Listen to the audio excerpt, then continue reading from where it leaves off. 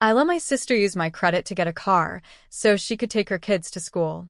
She promised to pay every month. 6 months later, debt collectors were calling me daily. I called her, furious. "You're just better at recovering," she said. "You'll figure it out." She blocked me that night. I thought I'd never get justice. But then I found a set of old emails from a deal she thought I'd forgotten about, and when I forwarded them to, it still pisses me off to say this, but I let it happen. A year and a half ago, my sister called me crying. Her car had completely died on her way to pick up her kids. She was in the middle of the road, stressed out, broke, and panicking. Her ex was useless, and she didn't have anyone else to turn to.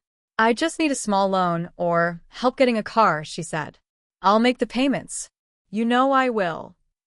She sounded exhausted, and even though we've never been that close as adults, I felt bad for her. She has 2 boys, and she really was trying at the time, holding down a job at a grocery store, going to night classes. She just couldn't catch a break. I didn't have a lot of savings, but I had a good job and great credit. So I co-signed a car loan for her. It was a basic used Honda Civic, $11,000 total, with monthly payments around $240.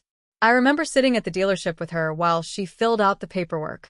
She kept saying, "I'm so lucky you're my brother. I promise I won't screw this up." She even offered to send me the payment every month and let me pay the lender directly, but then changed her mind and said she'd set up auto pay. "Easier that way," she said. For the first few months, it actually was fine. She sent me screenshots of the payments clearing. I relaxed. I figured I'd done a good thing. Then around month 5, I stopped hearing from her. No check-ins, no screenshots, nothing. I texted once, no reply. Then I got a letter in the mail from the loan company. Then 2 more. Then the phone calls started. At first, I thought it was a scam. But no. She hadn't paid in over 2 months. I texted her again, no answer. I called. She picked up, sounding annoyed. "You're blowing this way out of proportion," she said. "It's just a couple months. I'll catch up." "This is on my credit," I snapped. "I'm getting collection calls every day. Why didn't you tell me?" She sighed like I was the one bothering her. "Look, you're good with money. You're better at recovering. I'm not." That sentence hit me like a punch. "You'll figure it out," she added. "You always do." Then she hung up. That night, she blocked me. Phone, Facebook, everything. Just like that. For months, I tried to fix the mess. I got stuck paying minimums just to avoid total destruction of my credit. My credit score dropped over 120 points. My apartment application got denied. My car insurance went up. I couldn't even get a decent credit card anymore. And she was posting selfies, brunch pics, and new clothes for the boys on Instagram. She pretended I didn't exist. I started thinking I'd never get justice. I'd signed those papers. I was stuck. Then about 9 months after she blocked me, I was cleaning out old files on my computer and found a folder I didn't recognize. Inside were scanned documents and emails from 2 years ago. She'd asked me to help her make fake pay stubs for a payday loan. I told her no, it was fraud. She did it anyway. She'd emailed them to herself from my old Gmail account and left the originals saved on my hard drive. At the time, I didn't do anything about it. I didn't want to start drama. But now? I forwarded the whole email chain, including her request, her follow-ups, and the forged documents, to 3 places: her current employer, the loan company she scammed, the state's financial fraud reporting portal. And I wasn't done. She lost her job 2 weeks later. I didn't know at first. I just noticed she suddenly wiped her Instagram and went quiet. Then one of her old coworkers, a guy I knew from high school, messaged me out of nowhere. "Dude, what happened with your sister?" "They escorted her out." I played dumb. "No idea." "Why?" He said someone sent her boss an email with documents proving she'd lied on a loan app. That triggered an HR investigation. Turns out she'd also lied on her job application.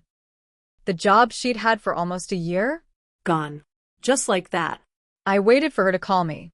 To apologize. To yell. To do something. Nothing. Not a word. I found out through mutual friends that she told everyone I ruined her life out of jealousy, that I couldn't handle seeing her succeed. One even messaged me and said, "You really couldn't let her have one thing, huh?" I wanted to scream, but instead, I went back into the folder and kept digging. And that's when I found the real thing that changed everything. There was another email, this one from an old landlord. Apparently, a few years ago, she couldn't get approved for an apartment on her own. So she pretended to be me. She forged my pay stub, my name, even used my old job title. The landlord had sent me a lease renewal back then, by mistake. Probably copied my email instead of hers. I had asked my sister about it, and she said it was just a typo, that it was for a short-term sublease thing. I didn't think much of it at the time. But now? I looked closer. She'd used my identity to rent an apartment. She defaulted on rent 6 months in. That account went to collections in my name. I never even knew. So I called the collections agency and filed an identity theft claim. Then I filed a police report. I sent everything to a lawyer friend who helped me draft a formal complaint to her leasing company, her new job, yes, she got another one, and even a small local newspaper that runs public court filings. By the time she noticed what was happening, she was buried in it. She called me from a new number. "You're destroying my life," she screamed. I stayed quiet for a second. Then I said, "You already did that to mine." She started crying. Real, messy crying. She said the boys needed her. That she didn't know what she was doing. That she was scared. I didn't say anything. I just hung up. I haven't spoken to her since. But a few weeks ago, her ex got custody of the kids. She didn't show up to the hearing. About a month after the custody hearing, I got a letter in the mail. Not an email. A letter. Handwritten in her messy, all caps handwriting. It wasn't an apology. It was a warning. She said she knew I had connections and that I was trying to erase her from everything.